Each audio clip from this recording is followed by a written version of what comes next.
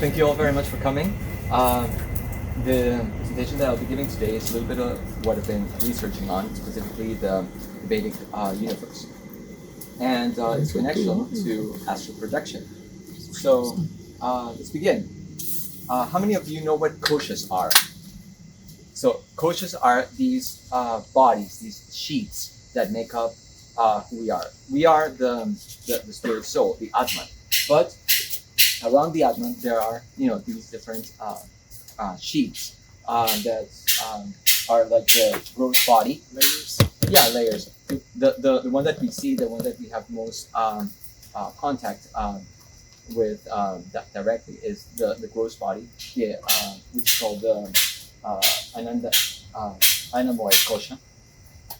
And then beyond that, there is the energy body, Pranamoy kosha. That's where you feel hunger. That's where you that's where you feel thirst, and that's also where you feel like energy or depletion of energy. So all of these things, pranamoy, and probably you've heard about the prana in terms of like the chi or the ki in the Eastern traditions. Wait, Eastern traditions.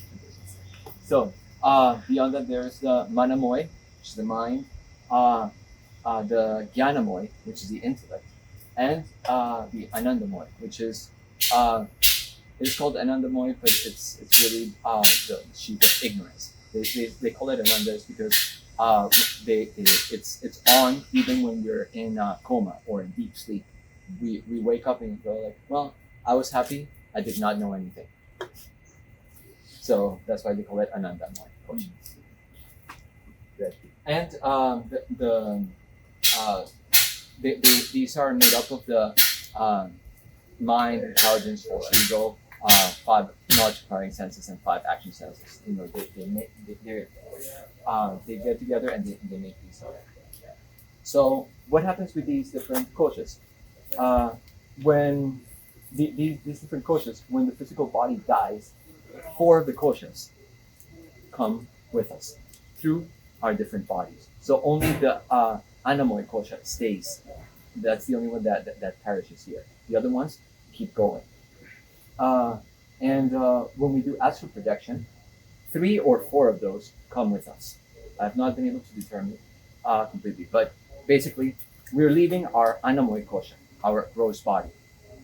But we also need to have the Pranamoy kosha there, because otherwise, if the Pranamoy kosha leaves, the body starts decaying.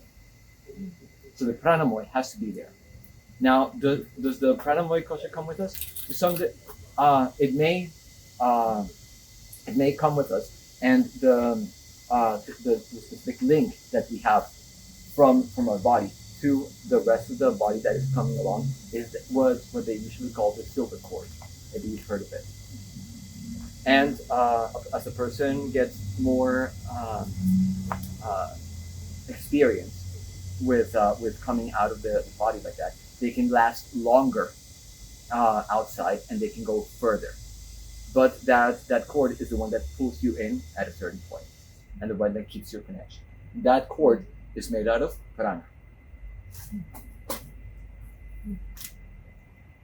Now, there are different planes of existence. And depending on our states of consciousness, we're going to come out to a different plane of existence. So, and these different planes of existence are inhabited by different beings. We'll see in a second, a little bit about that. And we should know that the higher planes are more difficult to attain. So the lower ones, we can, quote unquote, easily, have experiences in them and come out in them. So this is like, when you ask, so where do you come out to?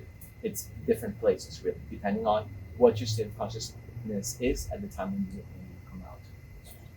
Now, let's tie this in to Vedic cosmography. Have any of you read the 5th canto or know a little bit about the 5th canto? Good.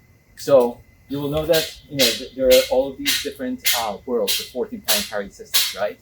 And these systems, we go like, well, where are they? Where is Indraloka? They talk to us about, like the Chandraloka. the moon, like that, and having like these beautiful, palaces, and it's green, it's vegetation, it's a water world, they tell us. But when we look at it, with a telescope, it's like that doesn't look anything like that, right? So what is it? What is going on there? Well, the vertical direction is a mystery. The height of the planets is a mystery. There was the big controversy at some point. That why is the moon further than the sun? Because the Bhumandala is here, and there goes the sun, and the moon, and all the planets. It's like, what does this mean? Why? What is that thing? And also the size of the universe, because this goes only up to a couple million miles, and that's it. The universe we know to be like incredibly more vast than that. So our universe. It is said that it would go just till the orbit of Uranus, just a little bit beyond that. And it's like that's nothing. We know that there are more things. So what is this? What is this dimension? So let's tie it in. The physical plane. This is the one when you come out when you're in the during the astral projection. The first one that comes in is that physical plane, and everything is pretty much the same as you would see it normally. You see your bed, you see yourself. You can go to your friend's house and see what they're doing at that point. Eavesdrop. So everything is pretty much, and you're able to travel anywhere instantly. Just by thinking about it, you can go there. And usually you're not able to interact with others. They're not able to see you because you don't have that gross body with which they can interact. The next one is the lower astral. Some people call it like that. This is the abode of the Rakshasas, Pishachas, and ghosts. Man-eating monsters, the quote-unquote witches, and the ghosts. This is just above that physical plane, and you can be attacked in these planes. Many people, when they come out, they have to actually fight against some of these things, and it's pretty dangerous. Plus, they say there are some people that say this. I don't know what to do. That dirt may stick to your subtle body, and so when you come back, that dirt in your subtle body is still there. So people have to do cleanses, things like that too. That's and Sariputta Prabhu, he talks about how the story of Jack and the Beanstalk. Anybody have heard the story of Jack and the Beanstalk? No, can you tell us what the story? It's about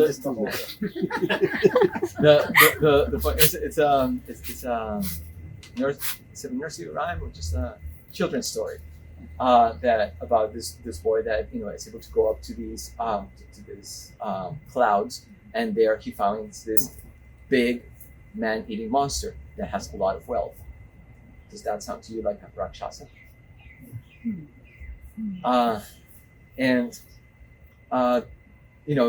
Sariputta Prabhu starts asking, if many of these fairy tales that we just tell kids before they go to bed, if they are not really relics of ancient civilization knowledge that just got turned into children's stories. Higher than that is what some call the higher astral. This is the abode of the Gandharvas, the Apsaras, and the Yadaras. These are heavenly beings. Sometimes they're equated with angels, in Christian mythology like that. And because of that, they usually take this to be like heaven. Here in this picture, you will see that it's actually a picture from China.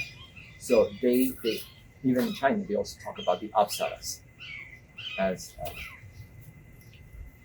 So now tying it in with the Vedic cosmology,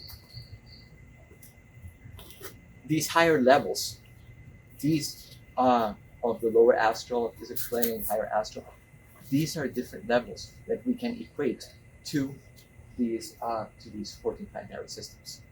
So when we're talking about the planetary systems, we're not this dimension. What we're talking about is realms that generally we don't have access to.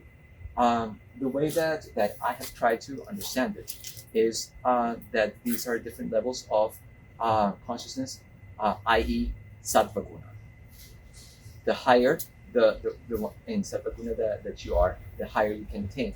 Because of that, and because of pious activities, you are not able to go beyond a certain point.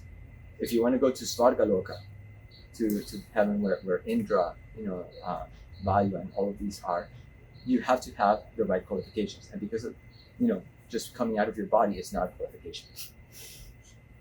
And so you hit a wall there.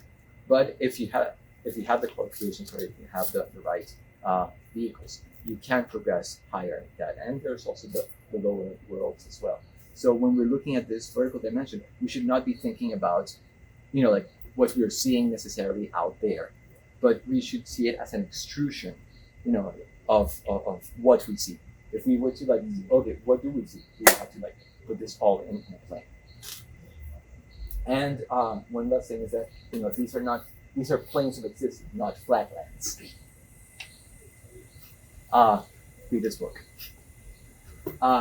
So I'll leave you, with a nice picture of Homer Simpson doing astral projection in the physical plane.